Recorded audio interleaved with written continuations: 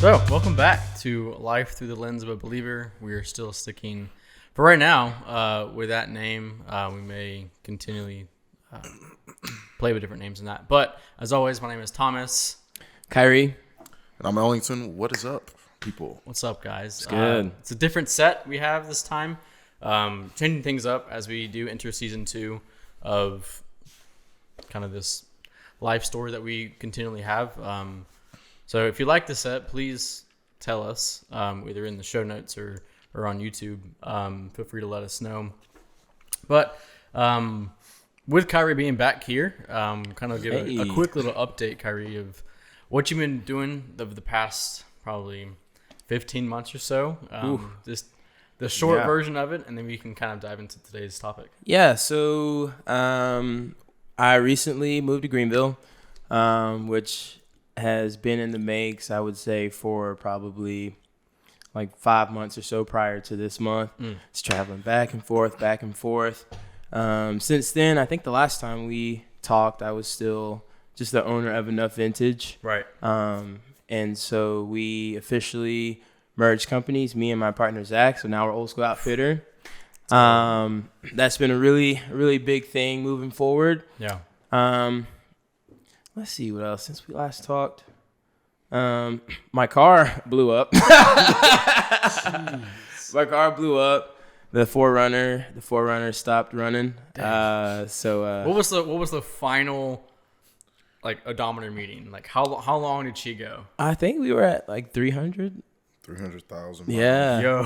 Toyotas, you will literally drive until the wheels fall off or blow up. Yeah, we were. And You got every last mile out of that car. Yeah, no, I was happy with that, but like when it stopped, I was like, like I got to get up to Greenville. Yeah. Now it's gonna be that much harder. So, Down a little bit. got that worked out, and so we're here now. Yeah. Just moved in with my buddy, so getting in my routine. Heck yeah. So yeah, a lot has happened. Dude, how important is that? I know moving and having like a transition time where you're completely resetting your life. Yeah. From legit one location. I know it's only like an hour and a half, 2 hours away, but how important is it to find that small sense of routine or structure in your life? Like, what was that transition where you didn't have that structure? Like, what was that like? Yeah. So, honestly, I'd never not had a routine. Now, my routine that I had before wasn't the best routine, but it was a routine. And so, before, like currently, it was kind of just like I was everywhere at one time, but like I wasn't really anywhere. And so, for me, it was like, right now, like I've been going to CrossFit and like trying to work out more consistently and build a little bit of muscle, and that requires eating. So like I would eat sporadically or do things sporadically, or like I, wake up late, maybe I wouldn't eat breakfast, So now it's like, now that I'm in this routine, it's like I'm getting my breakfast in, I'm getting my lunch in because I'm going home. Now I'm getting my dinner in. We're working out, so now I'm a little bit more tired, so I'm going to sleep earlier. I'm getting more sleep for the next day, feeling more productive and prepared. So for me, it was really important to have that because I never knew I didn't have it until I didn't. And so it was kind of like I was just falling apart in a sense. I felt like I didn't really like have any roots anywhere in anything. I was just spread. But so yeah, it's very, very important. Did you have that when you first moved up here and you were trying to get your bearings on life and stuff? Yeah. I mean, it's a totally different city. It's a totally different, like speed of life, really. You know what I'm saying? Especially when you like coming from a place that you lived your entire life to a new place. It's like, okay, so what now becomes my new norm? Like what now becomes like, my schedule? Like, how do I navigate making friends or, having healthy time to go out and hang out and stuff like that, go to work and gym schedule as well. And you know what I'm saying? There's so many different things that when you're moving to a new city, you're now that city's already been running at that pace. Right. So, you know what I'm saying? It didn't just change for me. So it's like now I'm having to adapt to a new new place, learning traffic, all those type of little, like those tiny little things. It's like, it's different. So, do you feel like, because you've been here now 6 months, 7 months almost? Since August. Yeah. Yeah. Dang. So, do you feel like you're... That's crazy. Yeah. Do you feel like you're in a place where you, I don't say can call this home, but like, do you feel more like in a routine where you're similar to where you were in Columbia? I'll say yes now. More so, it's getting better. I mean, it's still not quite what it was. Sure. I mean, you spent 20-something years there. Exactly. Right. You know, so it's still not quite what it was, but it's like routine wise, like I guess it's just adapting. That's the best way I can describe it. Like adapting to, you know, whether it's with us having meetings or all these different things, like knowing, I guess the pace, you know. So I feel like it's gotten a little bit better. For sure. What's been I would say like the biggest hurdle and transition for you moving from Lexington or West Columbia or Columbia area? Moving that up to Greenville? I know the change of pace is entirely different, but what's been the biggest kind of shocker / difficulty in transition? I said there's a couple multiple things that have been difficult for me in the beginning. I would say like spending time like by myself. Because like Brian, like my roommate, he goes to sleep around 8. You know what I'm saying? 8:30. He's also in school full Grandpa. time. He's, to give him credit, he's in school, and in all fairness, there's a lot to deal with, I guess, in medical school. I call him Old Man Withers. Old man Whitener. I'm gonna use that. But yeah, so just like before, like if I left work, I'd come home and I'd, you know, be with my family or my little brother, or you know, I'd be like, man, like my little brother's getting on my nerves, or we're having a good time, but there was something there. Right. But now it's like once I leave the office, like it's just me. And so it's just like just getting used to spending more time with myself has been really good. Yeah. And cooking too. Cooking, that's been a thing. Yeah, I'm about to say, that's like you make a salad or something like that, do you? Yeah. Well, I got that from Chick-fil-A. Okay, for sure, I've seen that one before. I thought you made that one. I made a little pasta thing recently. I think it's ricotta cheese. Okay, ricotta. With some dumpling. Okay. Yeah. Okay. Little sauce. Some ravioli, baby. Okay. Yeah. Okay. Ground beef. Okay. You know, so I would say that's one of the things that changed for me too. Like moving here, like that's a cooking. big thing. Like, and I enjoy it a lot more now. Like, just randomly, like, oh dang, let me throw some of this in there, throw some of this in there. You know, it's like, it's fun now. And plus it saves you money. And you like, see how, yes, you see how your parents like don't cook without recipes, and like you're just like throwing stuff together, and now you're like you're in that point, like, oh, I get it. Yeah. This is how I like it now. Yes, exactly. Like it's fun to experiment. It's like it's like chemistry. Like you just throwing like random look, like, oh, I feel like this scent right here, like whatever this spice is, that sounds like it'll go good. Or it smells like it'll go good with something. So yeah. So with the being kind of by yourself, and you can touch on this, I feel like you experienced it a lot. How often does mom call you or text you? How often? When does she not? That's a new question. She's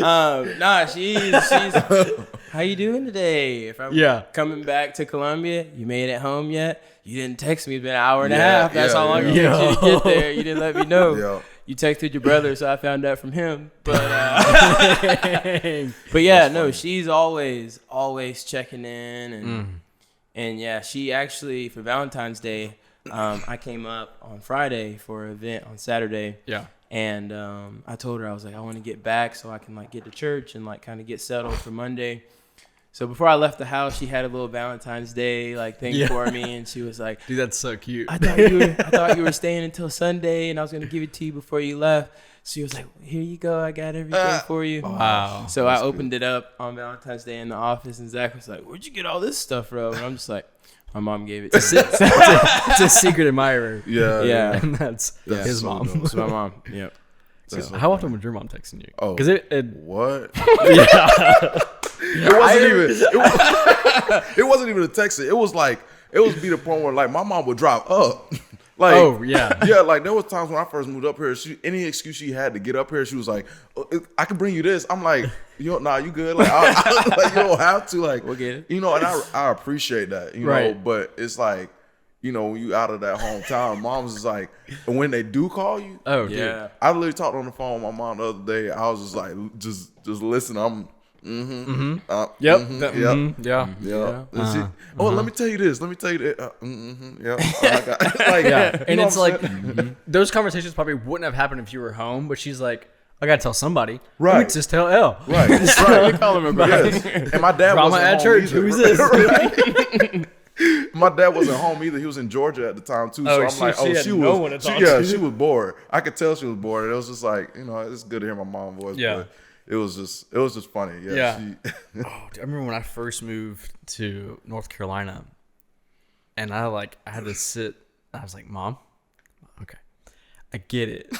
Like, I get that I'm gone, but you can't keep asking me how my day was every single day. You gotta stop. Yeah. Gotta calm it down. But I mean, they just love us, Oh, for for sure. It's like, I just think this is funny for me. I don't know if this ever happened to you. Actually, I know this happened because we talk about it. When you were like, let's say when you were staying with your parents and you didn't do what they asked you to do, they'd be like, oh, if you can't do what we ask you to do, you can leave. And then it's like, I remember just hearing that before, like when I was younger, like, oh, if you can't do it, well, you can go find somewhere else to stay. And then it's like when the moment you actually do leave the nest, oh, hold up, man. Like, you know what I'm saying? The tone completely changes. Yes. It's like, oh, you can leave? And Yeah. Yes. Yeah, I got to go. So what's the? It's interesting because you spent a year in Hawaii, right? Yeah. Year and a half, maybe, like total time. Yeah. A year, right at a year, exactly. And then when you came back, did you spend the rest of the staying at home, or did you live on campus at all? I stayed at home because to save money. Because my yeah. goal was to stay at home and save up to buy a house once I got out and everything. So they've never experienced you really gone. Really? I mean, when you were gone, you were gone. Gone. Well, my freshman year, they couldn't come visit. I'm out of here. Like, yeah. I mean, my freshman year, I stayed on campus though. So like, I was technically going my freshman year at USC. Right. And then when I was transferred to Hawaii my sophomore year, that's when I was obviously like gone. Right. And so that was a whole transition too because of the time change, which really messed me up. Because That's what. I think it was 6 hours? Yeah. Yeah, it's like 6 and 5 depending on when daylight savings and stuff like that is. Right. But it was so weird because like I would call them on like 12 o'clock during the day and it's 6 here. And so just having the like weird, you know what I'm saying? That was a weird adjustment. But And this is the first time you've moved away from mom's house. Yeah. First time ever. She taking it like, is it because she still has you still have like siblings at home? Yeah. Does she take it kind of better because you had that younger brother still there? Well, your sister lives Yeah. home too, right? Yeah, my sister and my brother are still home. It's a bit better. Yeah, I feel like she's taking it easy and like by the looks of it, like she's good. But like I'll talk to my grandma and I had her walk me through that little recipe I was telling you guys about her. Yeah. So she was walking me through it, and so I talked to my grandma, and literally this is the next day, like not even 24 hours, and my grandma's like, yeah, I talked to your mom and she was so happy walking you through that little recipe. And she was like, any opportunity she has to help you with that kind of stuff, like she just really loves it. And so when I was talking to her on the phone, though, I did not get all that energy. So it's cool. So it's cool to see, like, you know, when you take a step back, it kind of helps you really see, like, your people and how much they love you. Yeah. And it's like, you know, not everybody cares if you ate, if you didn't eat. Did you have a good day? That's true. You know what I'm saying? Like, that's true. So a lot of times it's like I got so used to being around that every day. It was almost like I forgot that, like, there's a very select few people in my life that genuinely care about those things. But like sometimes I just saw it as like an annoyance. Yeah. So taking this step back has helped me see the full picture, but also I'm like, Ma, you got to cool out. You got to cool out. But it's cool. It's a different pace for sure. Yeah. It's a difference, but that's cool. Well, I kind of want to ask a question for y'all. So, like, for me, you moved out like 18. When you left, yeah, 18. I moved out. So moved out at 18, and gone. like didn't look back. Like I had to look back because I lost a job at 21, and I had to move back. We not. Yes, that did happen.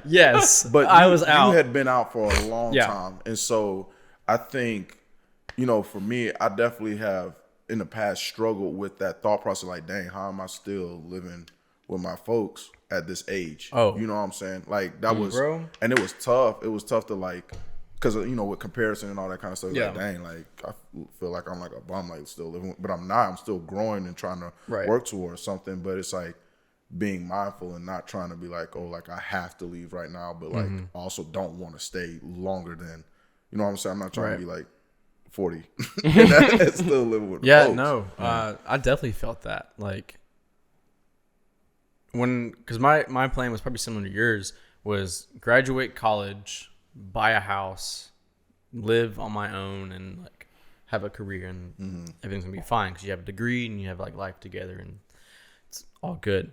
When I was let go of that job in Columbia, I had a month basically. I was like, all right, I got to figure this out because I was 21 years old. My rent was, I think, $1,100 a month. I didn't have a roommate, so it was by myself. I was like, I don't have, like, I didn't have expendable income. Like I had a couple months saved up, but I had to quickly find a sublet, and I was like, all right, I don't want to move back home, but I don't have another option right now. Right. Yeah. And so I moved back home, and I stayed with my mom for about 8 months. And that's a kick in the teeth, man. Like, it's a huge humbling experience because I felt probably more cocky than I should have. Because I was like, oh, I'm 21. I got a degree. I got a full-time job. I got a 401k. I have a Roth IRA that I'm investing into. Like I'm killing it. And then it immediately ended, all of that. And I was like, all right, I got to reevaluate now, and I can move back home with mom. And it was just a huge breath of like, I didn't want to be like my brothers that still lived at home or that had to move back home for whatever circumstances. I had a huge sense of pride in that. And the Lord was very gently like, you keep doing things on your own volition and in your own strength. Yeah. And you're going to quickly be humbled. Yeah. And I remember there's a buddy of mine who very gently spoke into my life and said, you've done everything in your life by yourself. And you've built a great life for yourself. The Lord's going to remind you that you can't do anything without him. And like in that, it was a huge reminder because like, again, everything was stripped away. I felt like Job.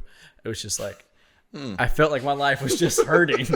Like, it was bad, man. Like 21 years old, like having to move back home after literally saying I'm not going to. I didn't want to be back in Greenville at all. I remember that. Yeah. Like I just didn't want it. And then once I had that realization of like, all right, Lord, I can't do anything without you. Within probably a month, like we went to Colorado. I took a break off of working and like stressing, and while we were in Colorado, I got a phone call about a job. So I moved out, but like, yeah, it was tough. It was very tough, and then had to do that again, different kind of circumstances. But I moved from Chattanooga to Greenville, and I knew I wanted to buy a house, and so I was like, do I do a short-term like rental and pay an extra $100 to $200 a month for these like short-term rentals for an apartment complex, or do I again swallow my pride again and move back home with mom and save again? And save 3 months of rent again. And that's what I had to do just financially. I was still paying rent in my apartment in Chattanooga because they didn't allow me to break my lease. And so you couldn't sublease. Right. Yeah. So they basically had to pay until somebody filled that apartment. Which was awful. But luckily, like I found a house I 3 months into it, 4 months into it, they found somebody to get my apartment, so that was fine. Still out 4 months of rent, but whatever. And then a month later, I found this house that we're in now. So it kind of lined up almost perfectly timing wise. But yeah, I mean, I've spent in total probably a full year living back home after graduating college. It's not easy, very humbling. Because you still your parents' kid. Like, no matter how old you are, that's what I found. Right. Like, it's like, dang, like, I'm a grown man.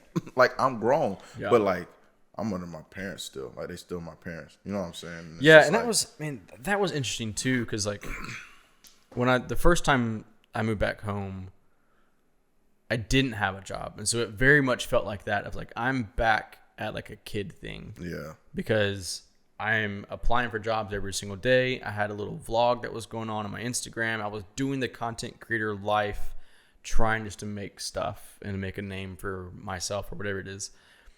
And nothing was happening. I probably put in over 200 applications at different companies to be a videographer. Nothing hit.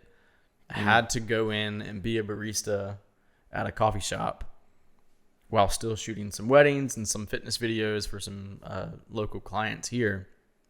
But I felt like a kid, felt like a guy in high school or a kid in high school that was working part-time and just doing work. But like, thankfully, like, mom was very gracious and loving, where she understood that, like, all right, you have your room upstairs and you can get your stuff done. She was working, obviously, still. My dad was out on assignment.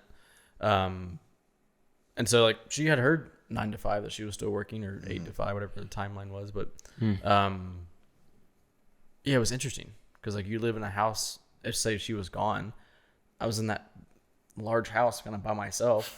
But, like, that's also very, like, sombering, right? Like, you're in this massive house and you see the success of your parents, and everyone's like, dang.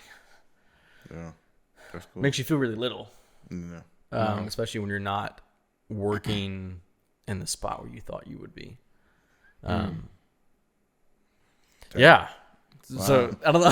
That was like an answer that we wanted. That's a very real kind of situation that I was going through, and it was hard. But looking back at it, 8 months to doing that, to drop in the bucket, right? Comparative to what some people have to do, when they, like, maybe lose a job during COVID and they have to move back home with their parents, and they're 33 and they're 2 years into it now. And there's some people that have to move back with their parents and they're married and have a whole family. Yeah. Well, that's that's what's happened with my brother and his wife, and a slightly different circumstance because they're building their house now, but they moved in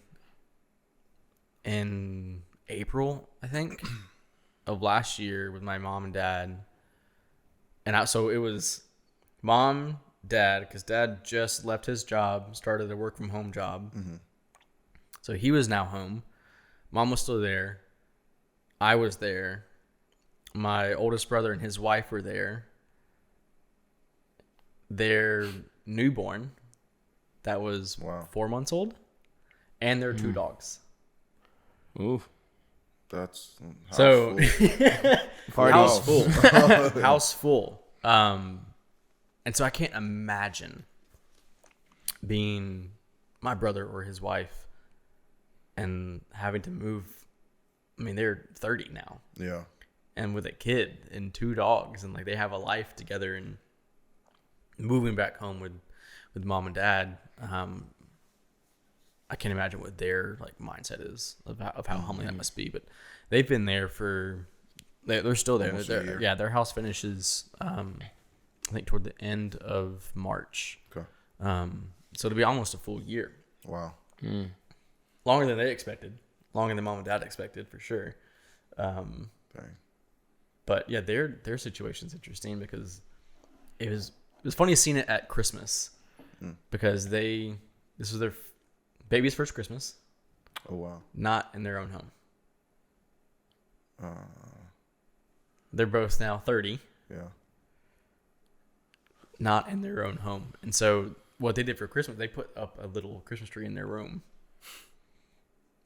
That's upstairs above the massive one that y'all have downstairs. And they decorated it themselves, and like they made what they could. They made their little room as much as their own as possible. Yeah. Yeah, I don't know. I look at my situation at 21, 22, and what their situation is now, and I'm like, I don't know if I could have done that. That looks on the outside so much harder than what I was going through. Even though they're still both full-time employed, but I don't know. It's just interesting. But you look at like the relationship with my nephew now and my dad. So dad and his grandson, they're inseparable. That's cool.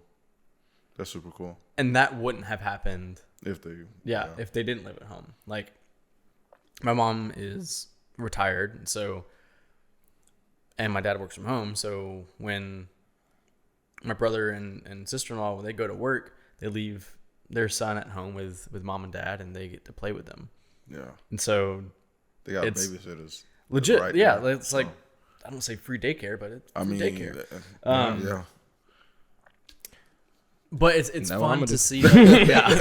Like looking, because I've gone to the house and I've seen them a couple of times. It's on like a Friday afternoon or Monday or whatever, and to see the interactions between like my dad and his grandson, like it'll break you, just break you. And they're like best friends. That's so cool. So that's like the light in the midst of like that whole thing. That's cool. But, that's really cool. It's kind of weird for me. Not really weird, but I guess for me, I never felt any like pressure, but the pressure I did feel was what will I be doing in life that will enable me to make that move? Because like at the time, like what I was doing, like it was making pretty like decent money, but like to go like to a place like by myself, like it wouldn't have been like a good life. Like it like I would have been all right, but it would have been very stressful, you know? And so what I was doing at the time wasn't what I felt like in my heart I was called to do anyway. So the stress was, okay, I know I want to make this move, but like what am I going to do? How can I get to that point? I guess in this meantime, I'm here for how long, I don't know. And so it's just like, for me, I kind of like made this pact with myself. It's like, I'm not going to be like super like in a rush. Like I'm going to take my time. Like you said earlier, like try not to like compare my situation to everybody's situation, because that would destroy you. And so I was like, this is my season. This is the life I'm living right now. These are my like circumstances. Like what's like I'm going to live in this and like be okay with it. So I grown to be okay at the cribbo. Like, you know what I mean? Like, I'm home, I'm doing my thing. Like, I'm trying to figure out like what I want to do, like what moves I'm going to make. And so whenever that's right, and in my head, I'm like, whenever all of those things fall in place, then when it's time for me to make that decision, I'll have everything I need effortlessly to like be okay. And so that's kind of what happened recently. And so with us, like me and my partner, like, okay, we're praying and we're thinking like, where do we want to start this thing off at? Like, where do we want the roots to be like for our business? And it was Greenville. So if that answer would have been Columbia, I'd probably still be at home right now. You know what I mean? Yeah. And so Lord knows how many years that would have been. Now, eventually I probably would have, moved out. But like I told myself, when the time is right and I have what I need, like financially to take that move and like be okay, like I'm going to do that. And so for the first time, like that opportunity came to be and it made sense and I felt peace and I was like, okay, I'm going to take this step. And I told my mom, like we had talks. I was like, Mom, like I'm in no rush to like bounce out of here, unless you want me gone. I want me gone. Yeah. But I'm like, I'm in no rush, but like I want to make sure that my leave is on a note to where it's like, this is the next step that I need to get me to go where I want to go. Not because like I want to just bounce because, you know, you getting on my nerves. You know what I'm saying? And so like, that's the kind of conversations that we'll have sometimes. And so the opportunity came where, you know, like it's not really that, I wanted to go, but it was like, I had to go. Like we got stuff to do down here. Right. Like this is what I'm doing to support myself, my family, and my future family. Like, pack your bags. If your car breaks down, you got to figure it out. And so it was a cool thing to have that like pressure, to be like, this has got to happen. So it was a cool balance, but it's kind of where I was at. That's awesome. When you were saying like, if y'all had decided to do business in Colombia, you probably would stay there. Yeah. Is that something that you felt like as a business, do you think that y'all taking the time to move up here, do you think that's helped grow y'all more than if you would have stayed in Colombia, you think? Oh, yeah. I mean, there's so much now that I am learning about myself.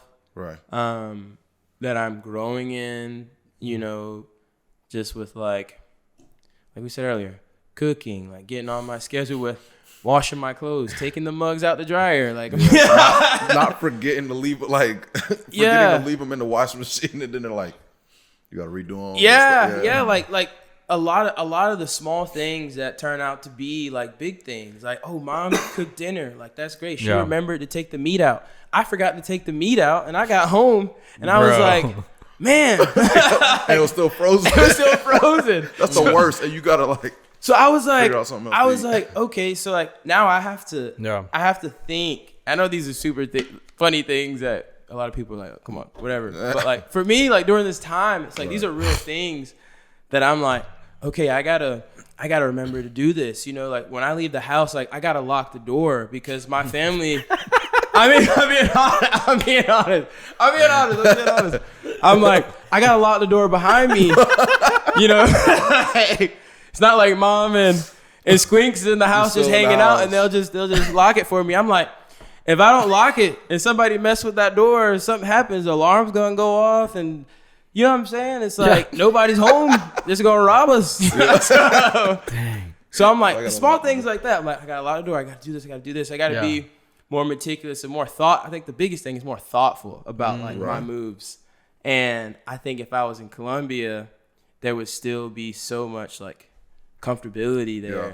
And even though I wanted to stay and I love my family and all those things, there's a certain amount of growth that I know that I needed to just move forward. Mm-hmm. Right. Well, we talked about that a while ago. Yeah. Like, even when we were like just visiting Greenville, we'd be like, man, I feel like moving is like a life hack. Like when you move out of your hometown, it's like a life hack because now you're actually having to get out of the comfort, like the complacency, you know, and it's like there's things that are challenging. It's like, okay, you got certain bills that you got to pay. You got certain things you like, for instance, like if my car is like, you know, has to have an oil change, I got to take that. I got to do that. You know what I'm saying? Like just simple things that like, you know, you may not have to do when you're home or whatever. It's like, it's just different. You know what I'm saying? Like, you got to clean your bathtub. Your mom's not going to do that no more.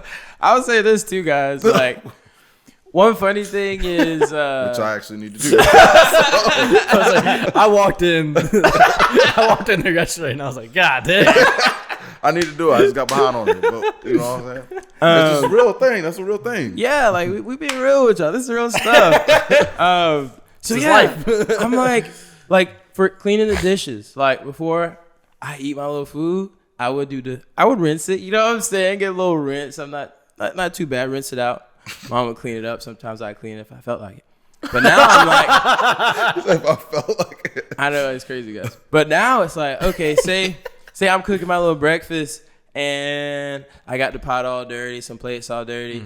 And then, like I said, me and B are on different schedules. So he wakes up expecting a fresh morning and the kitchen is destroyed. Then it's like, okay, like I want when he gets up, he has like that nice clean space to start his day. Yeah. So now I'm like, okay, when I'm done, like it's in that routine now. I'm used to, okay, I'm a get it clean before I go to bed. You know what I'm saying? Get my little water, get my little protein shake, go to bed. Yeah. Little ice cream, little donut. You know what I'm saying? What? Protein? What? Well, after the protein shake. Oh, okay. Like midnight snack. Oh, okay. Is that how often do you do that? Not a lot. Okay. I thought that was like a regular occurrence. Not a lot. Ice Not a cream lot. and donuts. Not a lot. I I mean, feel like my midnight snacks like cereal or like popcorn or something. I got these little chocolate donuts. Like the little ones, like the little Hostess ones. They're next to the Hostess ones, but like you know, they kind of like big, like sometimes like the Krispy Kreme donuts, and then they got like the little. Anyways, guys, From like Ingles. Like yeah, from the Ingles. store. Yeah, I got you. Ingles. Yes, directly from Ingles. Yeah. But yeah, so just yeah, That's dope. yeah. Cool. We're going to take a quick little break, and we'll come back and kind of talk about business and life and what we're up to now. All right. So we're back. Thanks for sitting through that little pause break. But what I really wanted to talk about. Hold up. I was just saying hey to the people. I'm sorry. You're good.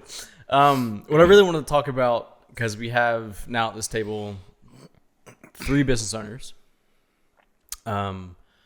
I want to hear perspectives from each of us about what the process was like starting your business, whether that was merging a business with somebody else and creating one company, or taking the leap of faith and like putting things into. We spoke about it briefly in the first podcast, but like kind of more tangible, like actual things that we can, either future business owners that are listening, whatever it is, that they can kind of take away little nuggets and bits of information. So we'd love to hear kind of your perspective on, you had your Enough vintage clothing company. Yeah. Originally was another company. Yeah. So Yeah. I think you've gone through more evolutions and really defining what you do as a business owner and as an entrepreneur. Would love to hear, I think season 1, we talked about Culture. Yes. We talked about that move to Enough. Talk us through what the process was and merging with Old School Outfitter, and now you guys have a space. You have a bunch of stuff. Yeah, so it's been a journey. I think to start, the biggest thing for me, and me and Ellington had talked about this, and me and you probably as well, but it's understanding that sharing a space oftentimes isn't diminishing or taking away from your purpose and like what you're doing with your business. And so like for a while, which the whole reason why I named enough is because I needed to understand that I was enough by myself as Cy'Ree Clark to actually do this thing.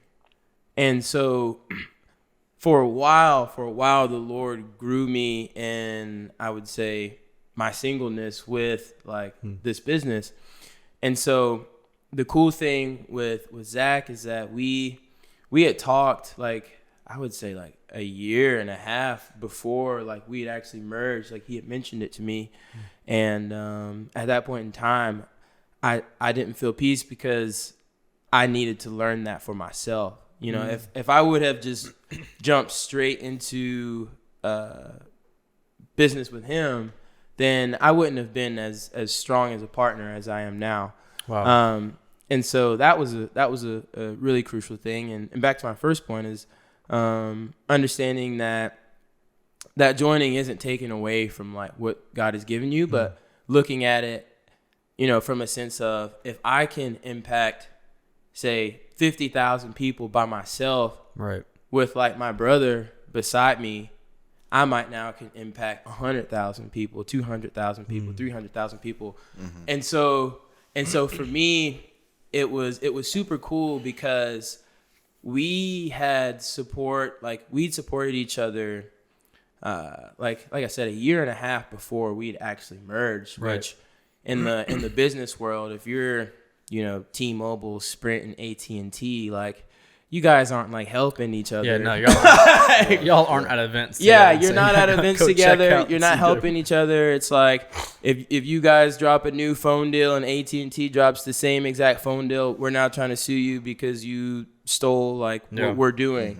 And so for us, it was just this thing that wasn't even talked about, but it was like, I genuinely want to support you and see you grow as a person and your business.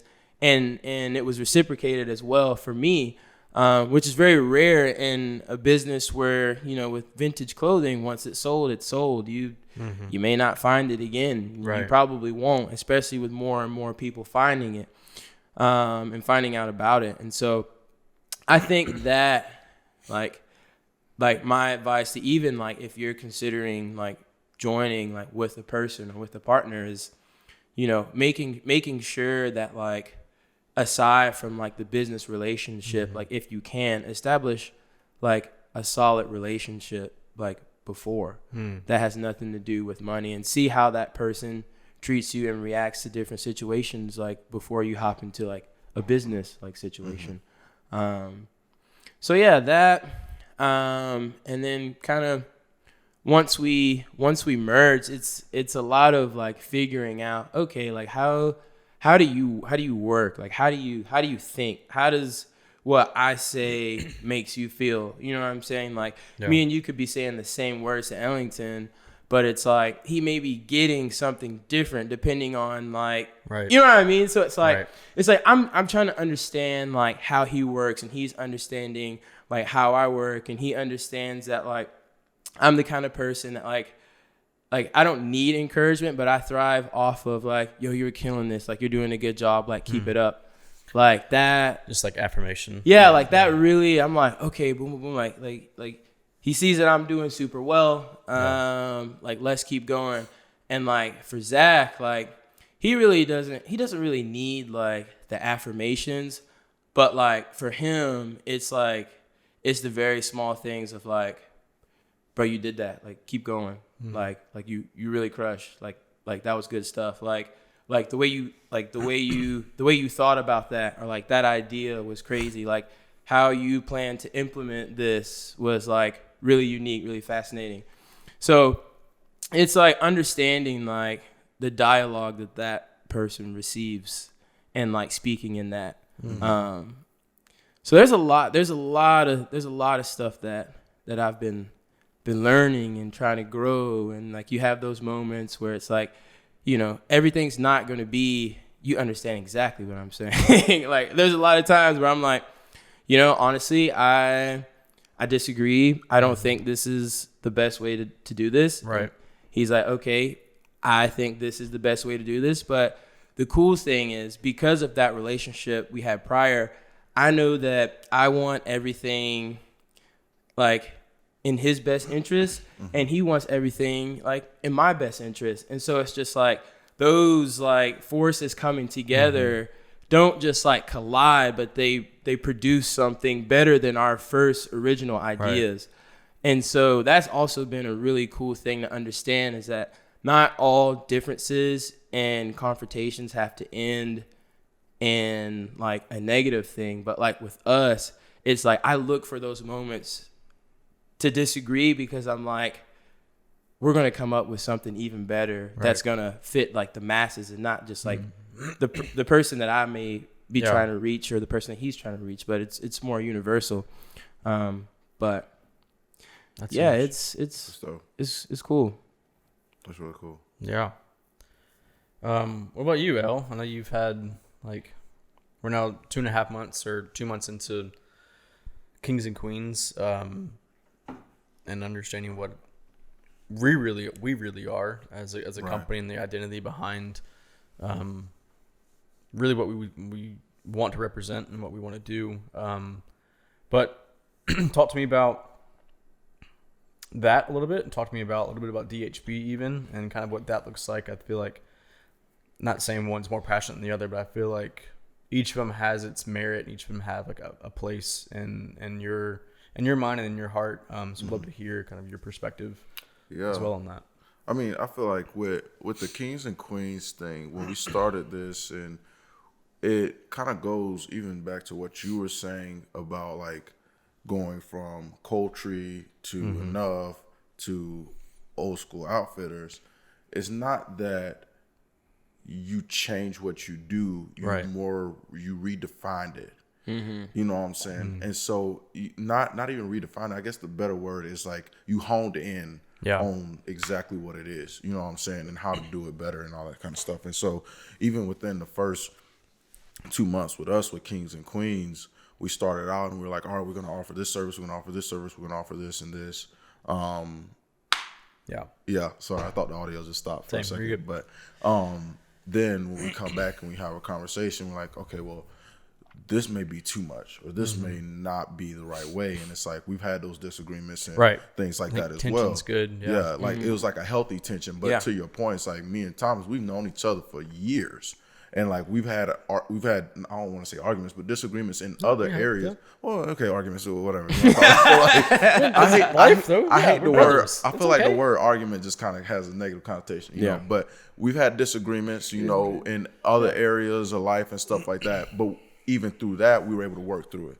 Right. And so like knowing that we may have a disagreement in one area in the business side, it's like, okay, we're at the core of it, we are brothers, like we are friends, and we are not going to allow the business to get in between our friendship. Yeah. So that having the core foundation was huge, being able to go into this. And so it's like, to your point, like knowing his morals and his ideas about like not allowing that money to drive a wedge in between. Yeah. You know what I'm saying? And so being able to, I guess, kind of like us figure out, okay, Kings and Queens, we offer this. Now, this is what we're focusing on. We're focusing on talent management, on the acting, on the modeling side, and then on the music side, we're focused on artist and musician management.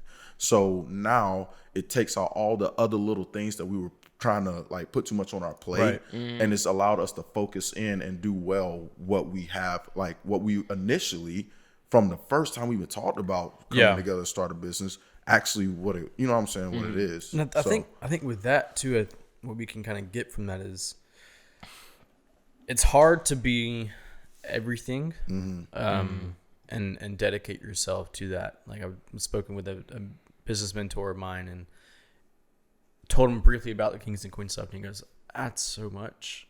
What do you do? Like the simple question of like, legit, what do you do? Can you narrow it down? And then I talked with a couple other people, and I liken it to, in film, you have a thing called a log line, which is basically one sentence that describes what you do as a company, or in the film world, what the film was about. And I was like, I don't know if I could do that with the full expansion of what Kings and Queens kind of grew to be in the short time of like, oh, could we do a photography studio? Could we do music studio? Could we do recording? Could we do campaign management as far as like pushing an album and doing all these things? Could we do a video production service where we're representing X, Y, and Z? And it's like, no. Let's take a breath. Yeah, simplify. Let's get back of what's the core that we started and wanted this to be.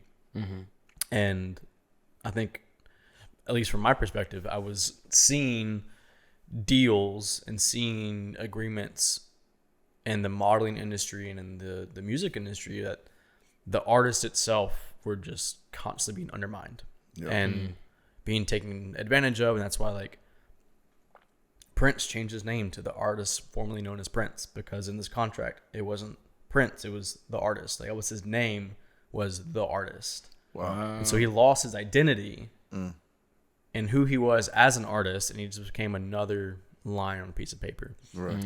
And you see so many deals like Hobson, and he's had deals with Funk Volume and a bunch of other musicians go through these bad deals because the talent manager was just shady. Same thing with modeling. I've heard modeling stories of people being told, if you want to stay in this category, you have to be this certain size and this certain height and this certain weight, and your sizes can't change, and we need to keep you at a certain diaphragm or parameter in order to book these gigs.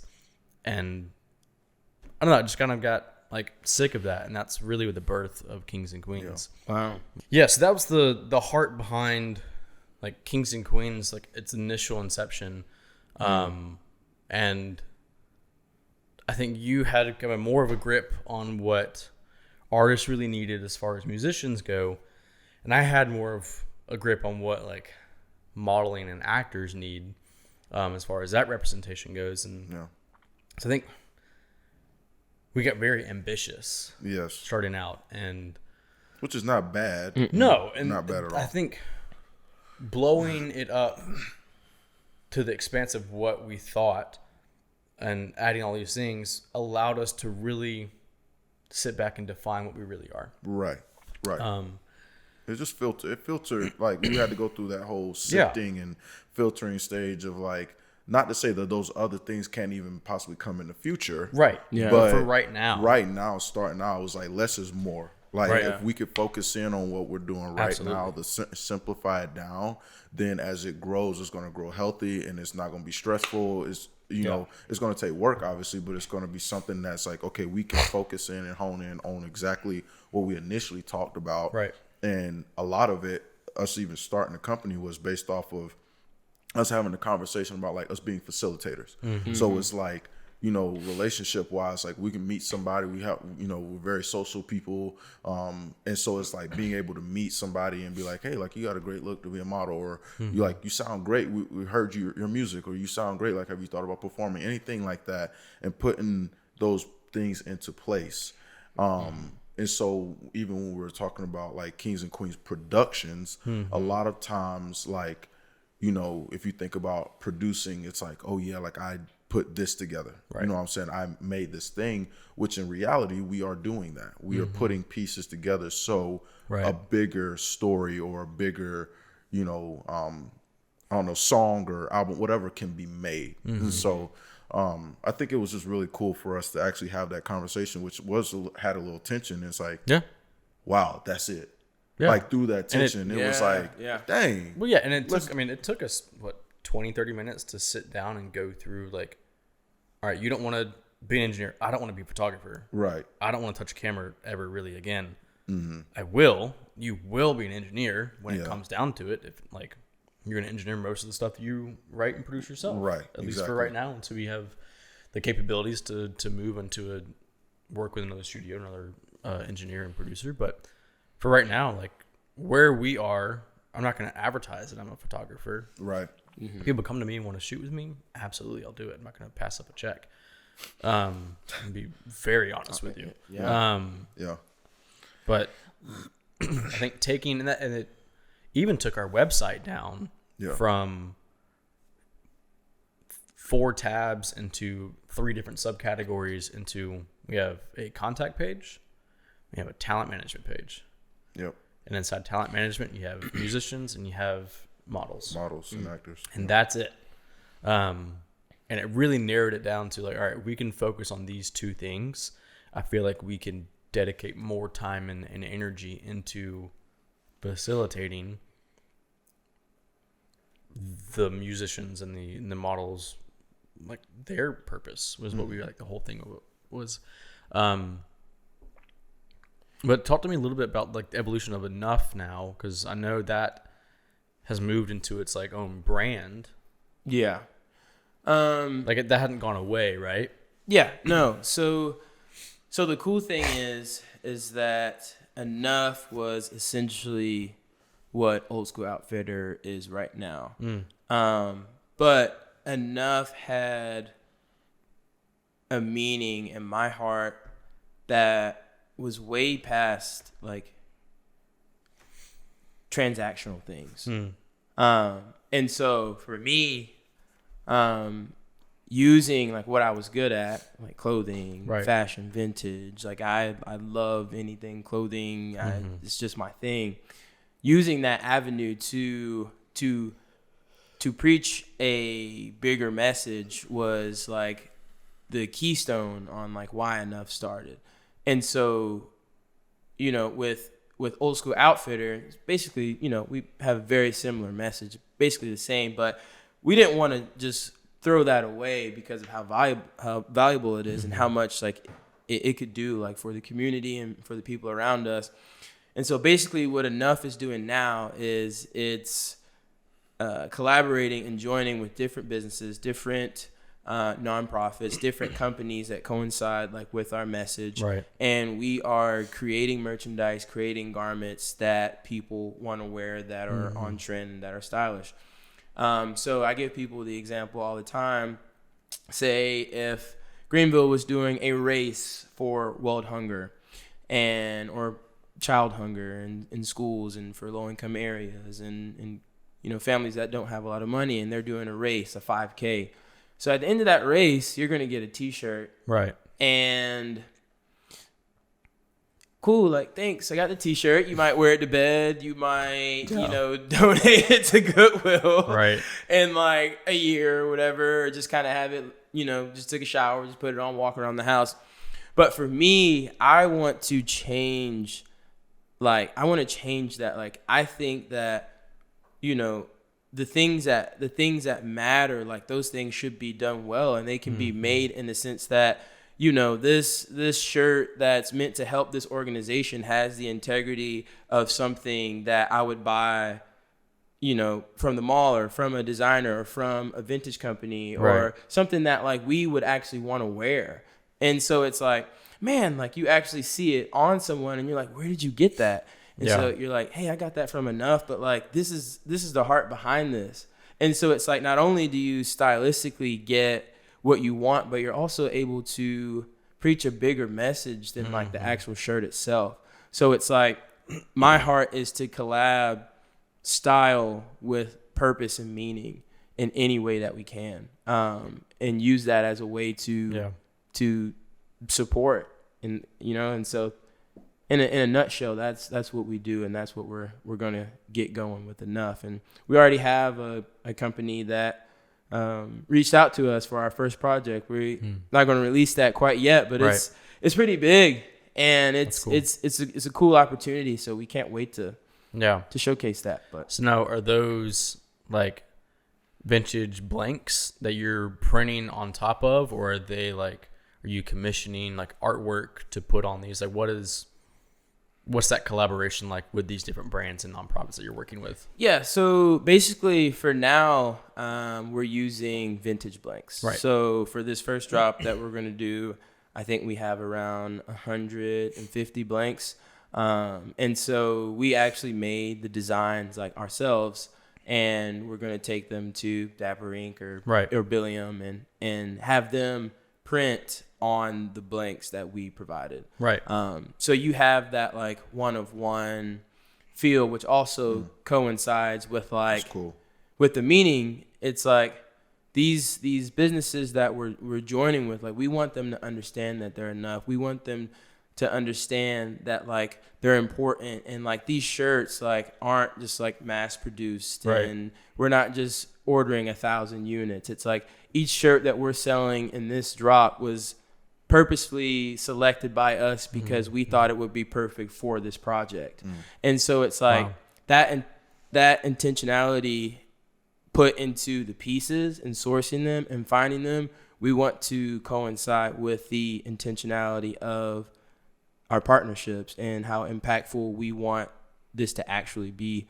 Now moving forward, we know, hey, if we want to do 1,000-piece drops, say we got 1,000 people that want something, we don't want to say, oh, we're just a vintage clothing company, so we're going to just wait until we can find 1,000 blanks. Right. So that's something that we're talking about now. It's how can we be like ethical in like how we source our garments and how the fabrics are made, where they're made, like who's making them, the integrity that goes behind that process, and do our due diligence to make sure that whatever we're printing on moving forward for our partnerships are made with integrity, made with purpose.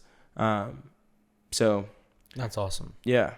So if people wanted to hear, I know this is kind of an elongated story behind Enough and Old School, but where can people find like that story kind of written out, or you guys have like a website or? social media stuff? Yeah. So we have Enough Vintage on Instagram, and then Old School Outfitter on Instagram, and then we actually did release our website not too long ago. Super cool. As well. Yeah. So we have about 150 pieces on there live as well. So you can go on there and shop, and we'll ship it out to you the next day. That's sick. So yeah, we have our events on there, or any updates, whatever we have going on at the moment. You can go on the website and check it out. So are you guys? Because I've been to their warehouse facility. It's incredible.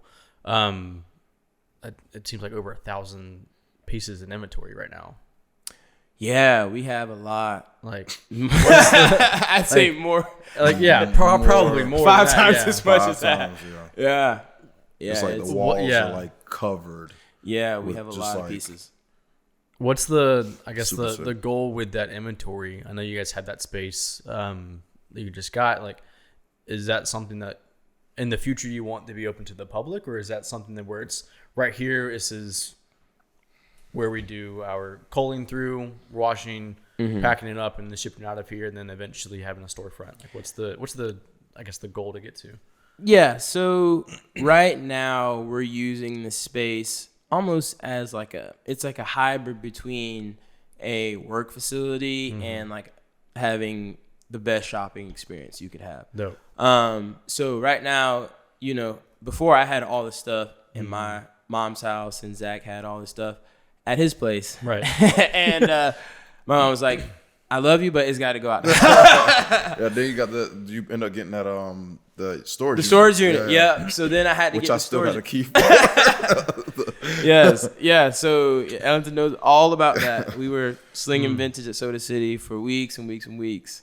But yeah, so that turned into the storage unit. And so from the storage unit, it's like, we don't want to take that big jump and go straight for like brick and mortar store. Right. But like, we also need something more. And so for us, it's a mixture to where we can do our product photography, our e-commerce stuff. Like, we can run our orders and shipments. Like, we recently had our washer and dryer installed. So we're washing and drying everything like in-house, actually like in our bathroom that we have at the warehouse. So it's like, we are trying to do everything that we can like in this space. Yeah. But soon, I would say sometime next month, we're going to be opening it up for appointments. Okay. But that's dope. I literally was about to ask about that. So like, people can just like schedule appointments to come in or stuff like that. Yeah. And I think the cool thing too is we had a moment similar to how you were saying earlier. Like, there's so many things that we want to do. And, if we focus on everything, we have our foot in all these different categories. Like, nothing is actually getting done to its potential. Right. And once that thing is maxed to its potential, that's running. And now we can hop to this. Right. Now that's running. That's going full steam. Now we're hopping to this. Yeah. And so now this thing is actually funding this thing. And this thing's funding this thing. And then now we're going to have somebody work this. And then that's going to free up time here. Have somebody work this. What we were talking. You know what I mean? Yeah. And so now we're thinking, okay, how can we now try to start delegating responsibilities? But back to what I was saying, it's kind of one of those things where, we had our website. We weren't selling as many pieces as we thought. And it's like, we got our foot in the website. We are trying to run appointments. We are trying to do events. We are working on partnerships. We are working with Enough. It's like, what are we doing? You know what I mean? And so it's very similar. Yeah. I would say the same. We got to take a step back and say, what do we want to do right now? Or what do we do best? And for me, that's interaction with people. Yeah. That's events. That's helping people like style them. So now we're having more like fashion reels, and we're having educational reels, and which is cool. That's super cool. Class with a K, they're dope. Oh, thank you. Love those videos. Yeah, by the way. yeah. No, Zach looks forward to making. I could tell you having a blast. When Tuesday rolls around, he's like, "Let's make some content." Yeah. So Tuesday is y'all's like content day. Yeah. Okay. Tuesday's content day. That's dope. That's good that y'all have that schedule too. Yeah, and so And so for us, it's like, for right now, it's so easy. I would say the main thing too is that all of what we're doing right now, it's a lot bigger than us just wanting to make money. Right. And so it's like, I don't even think I've like fully heard the heart behind why y'all really wanted to start Kings and Queens. Like I knew of these things, but it's like, we are starting these businesses because we see a problem. We see where we can add and make this better, provide the solution. Right. And then that's where the business, that in my opinion, like that's where it thrives. And so it's like, when you take that fire and that passion and that desire for change, it can so easily just go rampant. You know what I mean? And so it's like, it's hard excited. to... Yeah, you get super excited. And you're like, we got to do this. And it's like, it's all for good reason. But it's like, you have to step back and say, we're going to get to all this, but what are we going to attack right now? Right. So we're going to attack the personal experience. Like, we're going to go out to Soda City. Like, we want to be in front of people. Like, we want people to come into our shop. Eventually, like I told you before, like, we didn't want appointments yet. Like, we were going to wait way later on to do appointments. But now we're like, let's switch it up. We're going to still put time and energy into the website, but like, let's focus on what we do well. So I'm excited to have that more personable approach and stick to what we know and then get that down and grow from there. But that's awesome. That's huge, dude. That's really huge. I think the appointments are really going to be sick too, because it's like, I mean, for me, if I'm able to like set up an appointment to come into this very, I don't want to say exclusive, but like this area where y'all have all these pieces and be able to like, okay, I want to be able to come in here and shop and all that kind of stuff. Like, that's really dope. Yeah. You know what I'm saying? Especially with the location that y'all are at, until y'all are able to move into a brick and mortar type of thing that's like storefront. So, yeah, almost gives it not like an exclusive vibe, but a more personal sense where you're not running into 30 people inside of a store at once and you're not seeing like people tear clothes or whatever it is. Like it's and that's the thing. I would say my other tidbit of advice to entrepreneurs or anyone that's wanting to take that leap of faith into doing something is be real with like where you're at in the moment. You know what I mean?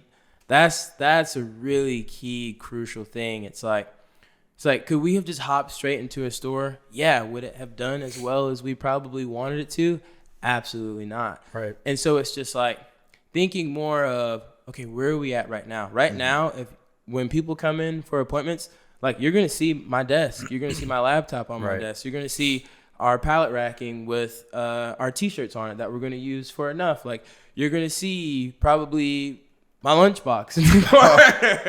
You're probably going to see my Chick-fil-A cup from yesterday. I mean, probably not if people are coming in. If people are coming in, I'm going to clean it up. But basically what I'm saying, it's like, I want to embrace the fact of this is a hybrid space. So it's like when you're coming into our space, like you're seeing like where we're actually at and like embracing that. And, you know, what if stores, you know, it's almost like you can go behind the store, but like the front of the store is like very glitz, glamour, like it's great. And you step behind the scenes and you got T-shirts everywhere, racks everywhere. It's like, what if we had an experience where it was the back of the store mixed with the front of the store, but the back of the store was put together? It's almost like a behind the scenes to like how things actually run, but you still get that good experience to shop. Kind of like seeing the factory like produce the chocolate. Yeah, you know, exactly. Yeah.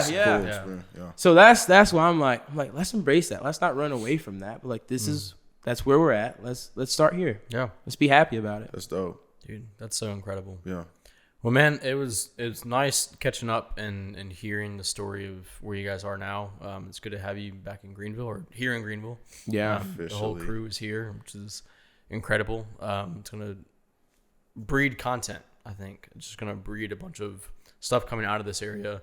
I know it was difficult having all of us in 3 different parts of the world, really, and just in life in general too. But I feel like in this space now where we're all in Greenville, all own our own businesses and being entrepreneurs and getting after it, like a lot of good things are going to come out of this. Yeah. It's interesting timing wise too. I think God brought us here for like, it's crazy because I mean, even when we were talking about moving up here, like I came up here slightly before you did.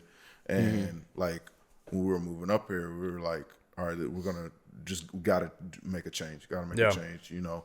And it's like, even though we're doing different things, it's just like collectively bringing all that together and being able to help each other out in the same city, in the same time, like same place and walk in life right now. Yeah. It's just like, it's a team. It's a solid team, a team of brothers that are like, you know, grinding and getting after it. So, I think, I mean, I also wanted to mention when you were talking about like the behind the scenes thing in your like warehouse where y'all are, y'all's office, it's like, I think about like Amazon and like, you know, Google and how they start in the garages, like Apple, how they start in like small in their garages and then they blow up to these huge things. But it's like, there's like this, I'm not saying y'all in the garage, but like it's y'all inviting people to see the beginning, you know what I'm saying, to grow with y'all. I think that's one of the things that's really cool is in having that invitation, like, hey, y'all like growing with us when y'all are coming in and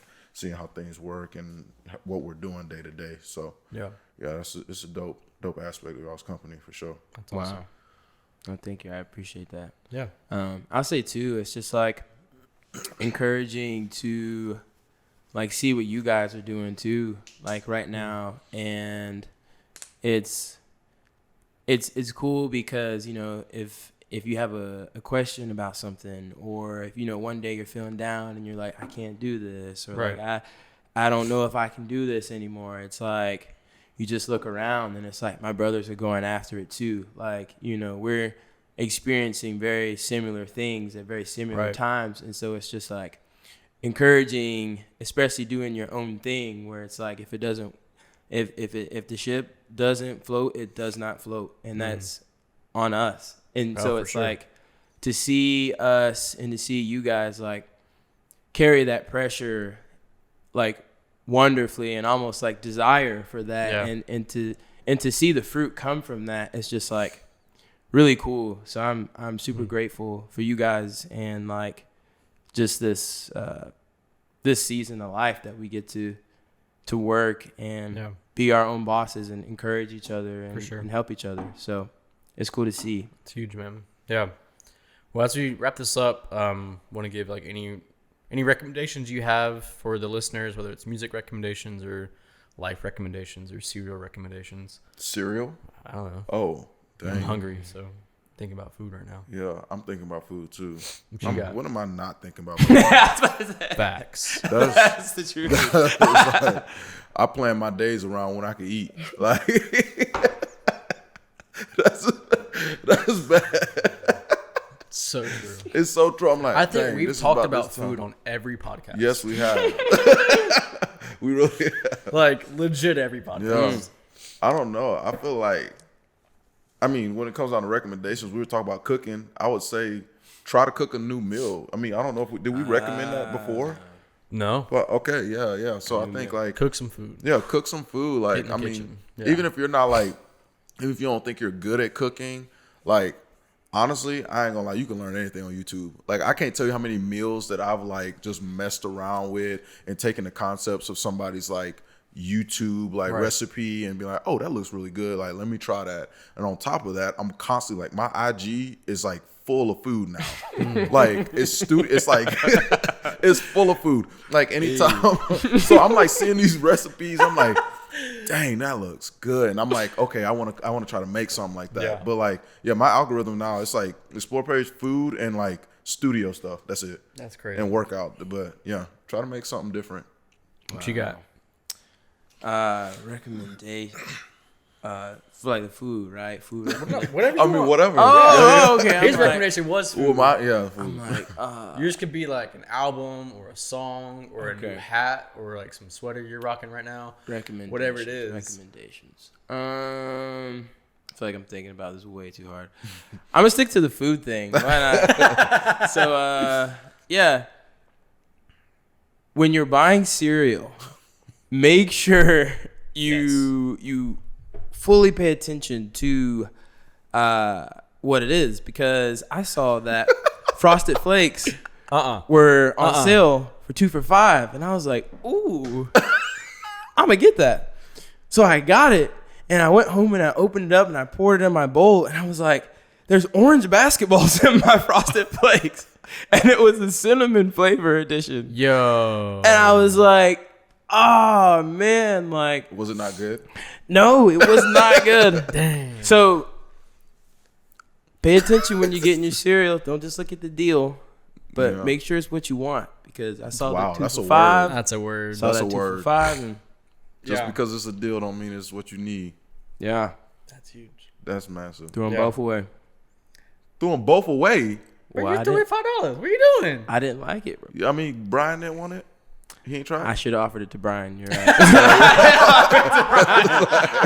Brian, close your ears, bro. That's so funny. What's your recommendation? T. Stroud. I mean, I'm gonna keep it the same as last time. Like, take 45 minutes every day. Go listen to Gather oh, man, I by appreciate Sir that. Ellington on all streaming platforms. It will soon be on YouTube next week. Yeah. 45 minutes every day. Listen to it, start to bottom. Like, it's incredible. Really proud of the work that you've been putting in on this. Yeah. It's great to see the reception of it already. It's a great thing to put in the background, or if you really want to sit down and like do some meditation and some guided prayer, like, God, that's a great album to listen to do that. So Appreciate want to that. keep that in there. Yeah. Gold. Heart. yeah. Gold. Heart. Which is heart Yeah. beat, or is it heart? Hard. It's just hard. Yeah. That's the one. you Heart use and to gold. solve I'm really messing with those. Yeah. Heart Yeah. and gold. it. I appreciate that. Cool. Well, all right. Let's plug the IGs real fast, and then we can hop on out of here. Personal IG. Whatever you want. Yeah. Okay. Go ahead. King Cree 33. Give it a follow. We got Old School Outfitter, and we got Enough Vintage. Run them up. Dope. You can follow me at _Thomas Stroud _ you can follow the company's page at Kings and Queens Pro, and the clothing company DHB Clothing. DHB. Also, stay tuned. We are dropping DHB fully and Yeah. officially on the 22nd. So All twos, baby. a Hey. Tuesday, All twos. and it's on a Tuesday, All which twos. is funny because it's a Tuesday. Tuesday. Anyways, yeah, All right. Tuesday. What But are your IGs? yeah, my IG. Let's see. I'm trying to think. I'll just play. It's Life of L. What's that burner account? That burner account. Nah, I ain't got a burner account. But Life of L and the Sir Ellington are the two. I mean, obviously, we just told you about the clothing ones. So yeah, those are my personals and stuff like that. Dope. All right, we're gonna get some food. Let's do it. Peace, guys. Love y'all. See ya. Peace, love, and chicken grease. I'm about to See make that some last chicken. time, dude. Peace, love, and chicken grease. I do too.